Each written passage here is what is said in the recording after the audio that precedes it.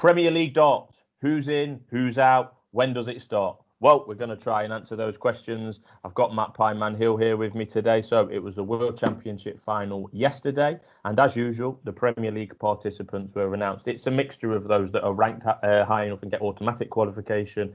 And then the PDC and I think Sky have a couple of what they used to call wild card picks themselves. It's changed over the years. But the headlines are, we don't know when it's going to start.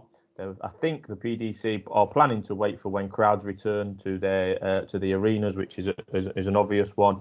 And they usually go on a bit of a European tour as it's developed into over the last few years that takes in Germany, Amsterdam, Dublin, etc., as well as all the way around the UK. The 9 players that are in it, I'll just take you a quick run through by odds. So Michael van Gerwen is the 9-4 favourite. Gerwyn Price, the newly crowned world champion, is the best price 3-1. Peter Wright 6-1. Dimitri Bergh's 12. Gary Anderson's 12. Glen Durrant's 20. Jose de Sousa, a debutant in his competition, is also 20. Nathan Aspinall, who made the final last year, is best price 25. And Rob Cross is the outsider of the lot at 50-5-0. I'll hand you straight over to Matt Pyman Hill for his first thoughts.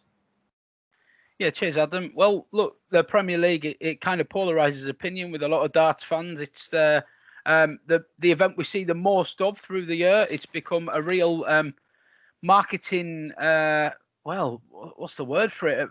I suppose a bit of a phenomenon, really. It's no other event does Sky get to sort of plaster darts repeatedly onto our screens over such an extended period.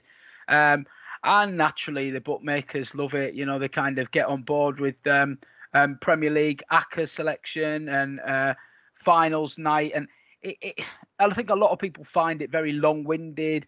They have a lot of skepticism over the quality of darts that we see. You know, one week someone can be flying high, the next week they're terrible. You know, the players' performance levels really can sort of dip up and down.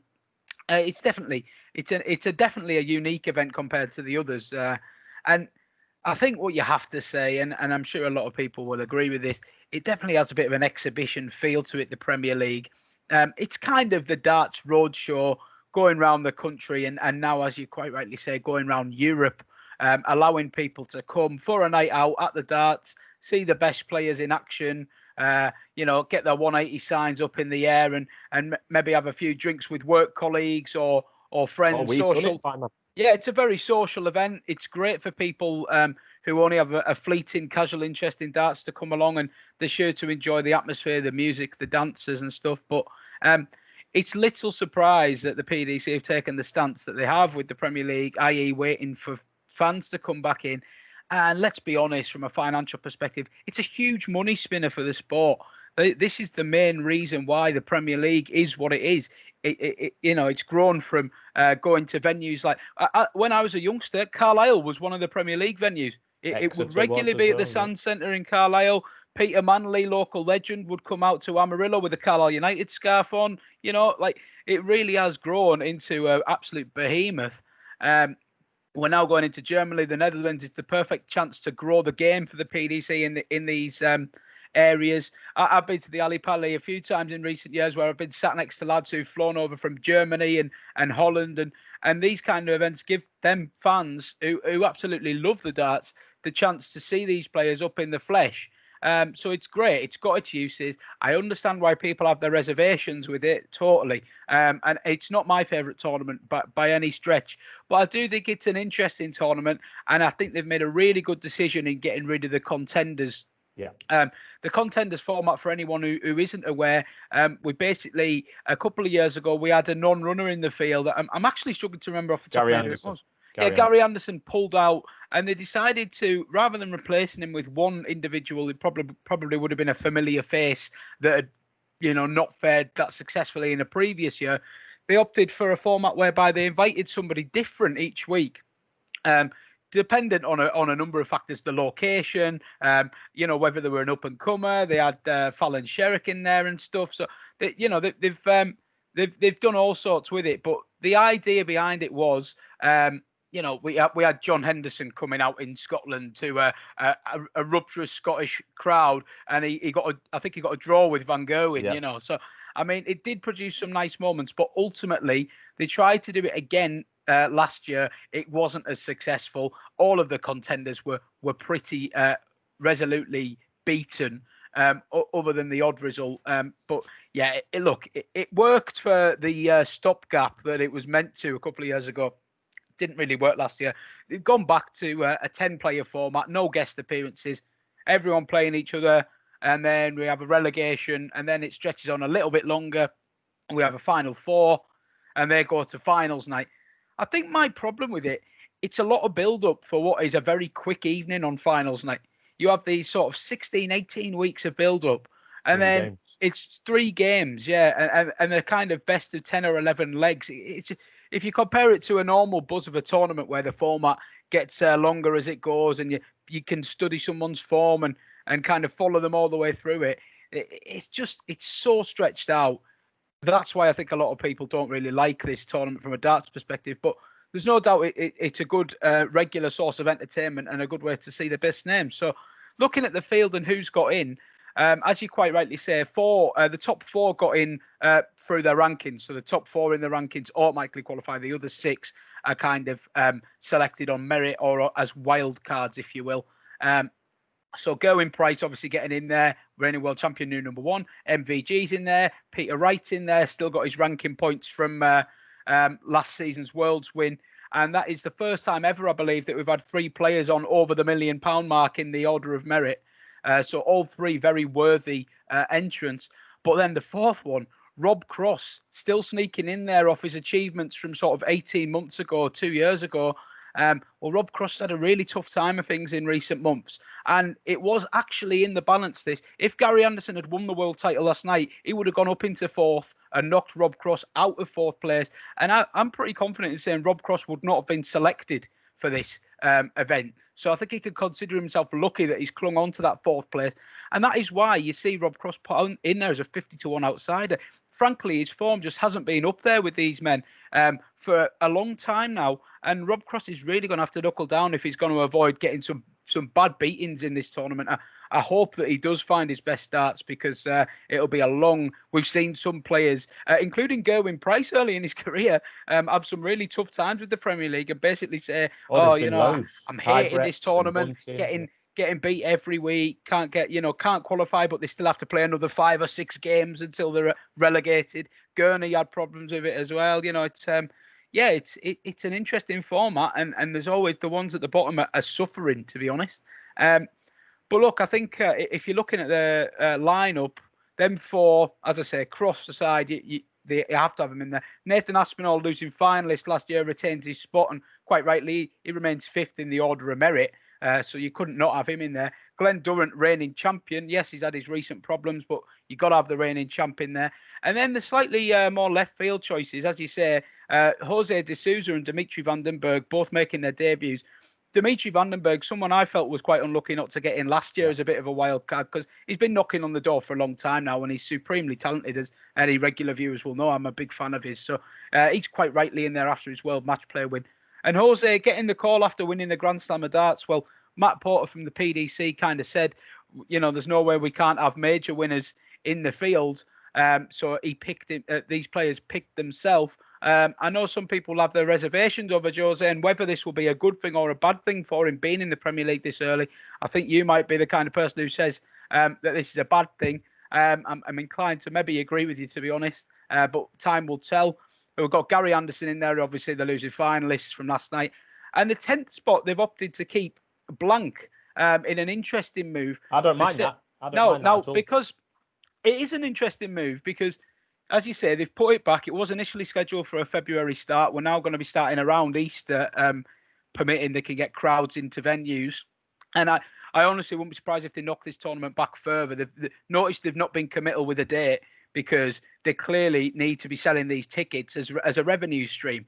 There's only so long sport can go on without any revenue. So don't be surprised to see this get delayed again if there's still problems rumbling on in April, May. But this empty spot, it's intriguing. And I was a little bit disappointed that they said they're going to leave it till the end of January. I think leave it till March or April, Yeah, 2 weeks before for all that kit. Yeah, get him in on the night. Just announce it on the night who's coming in, like a bit of a WWE style, Royal walking Rumble, down the Titantron, like number 30 pick. That's what I would do with it. Like, have a bit of fun with it. But you're right. There's so many contenders for this spot that you could realistically make a case for. I mean, James Wade's going to feel harshly done by it. He hasn't managed to get in there because he had a cracking end to the year. But James Wade and Michael Smith, yeah, two players you would have thought definitely you would have in a 10-man lineup, but they can only have themselves to blame. All they had to kind of do at the Worlds was sort of par for the course, get to the quarters.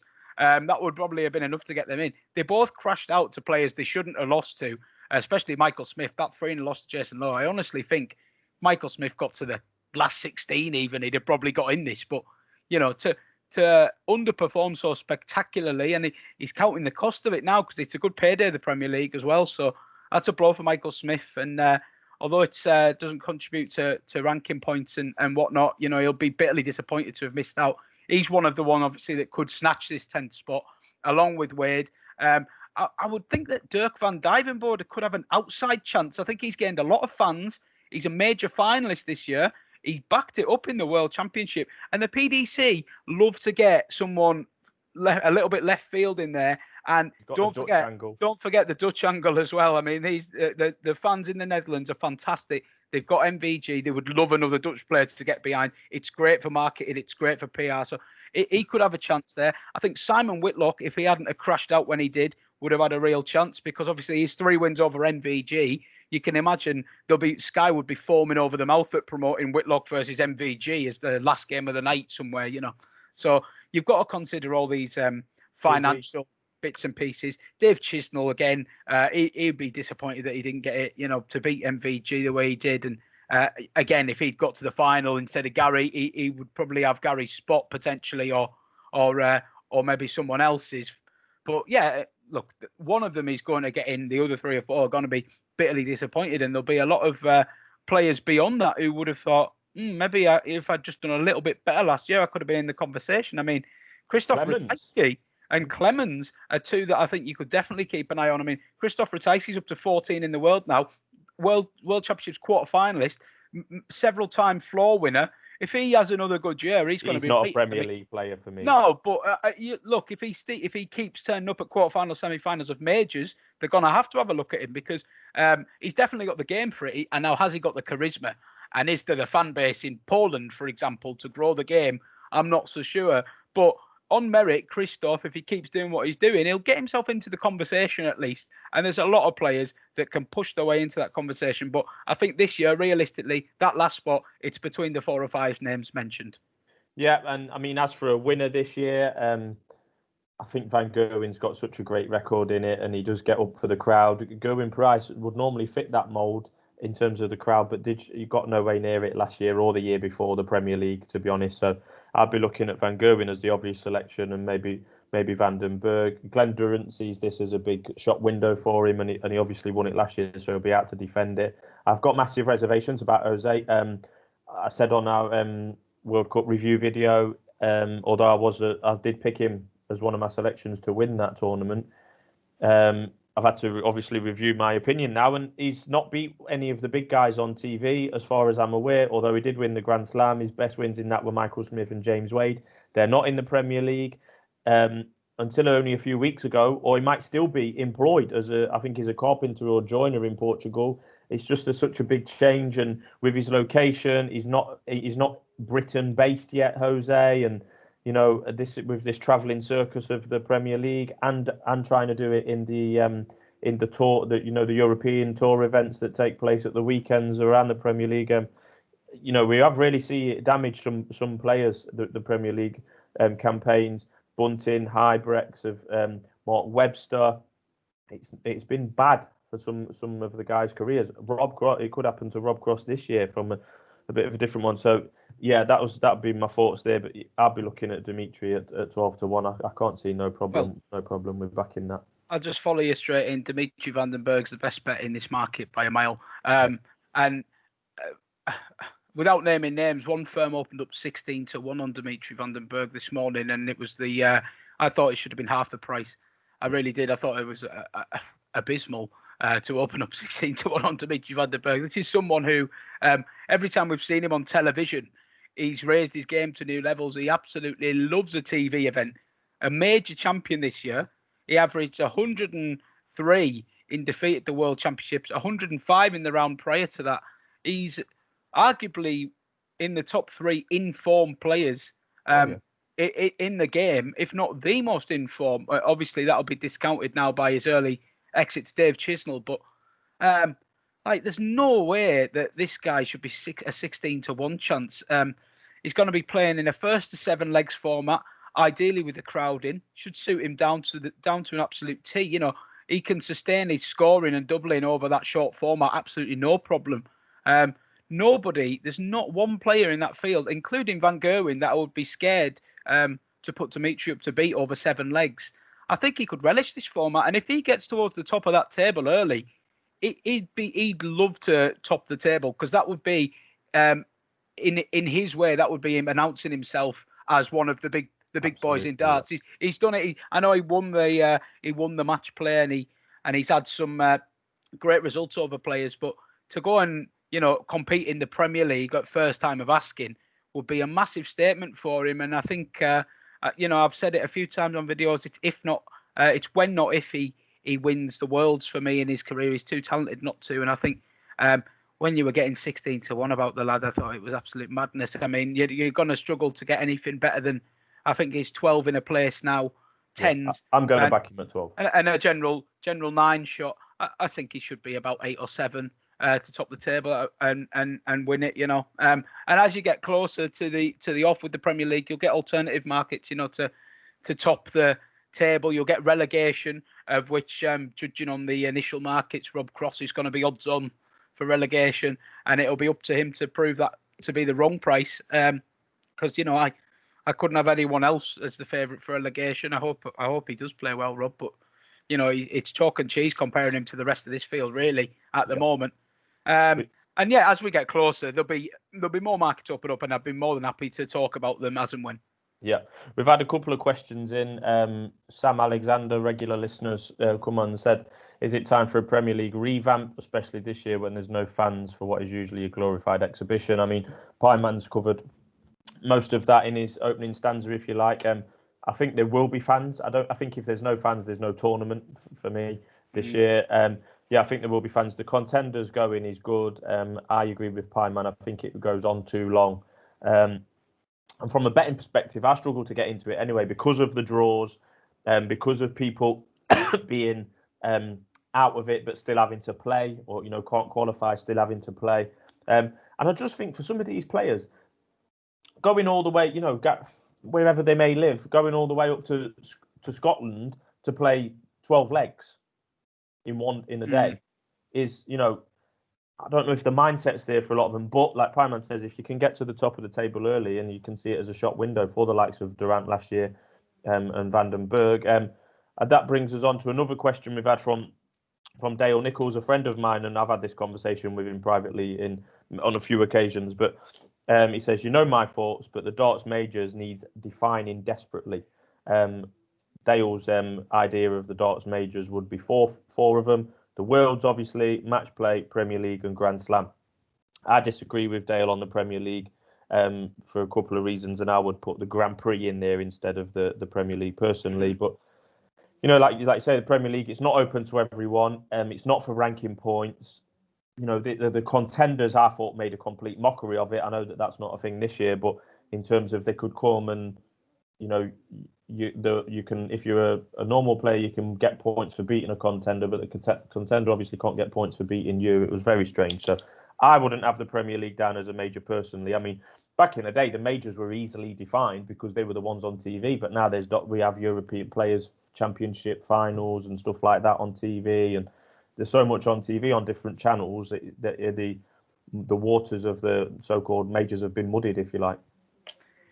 Well, thanks for both of those questions, the guys that put them in. It's always nice to have a bit of interaction and get away from our two opinions, which we obviously drivel on about enough. But just obviously on the second question there, I thought that was a very interesting point about defining the majors.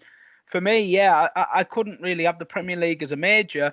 I would definitely more go with the World Grand Prix. I think the majors all bring something slightly different. In the same way that tennis, you have clay, you have hard, you have grass, and stuff like that, and different things. I think that the double in, double out format of the World Grand Prix is a really nice niche, and it often brings different players to the fore.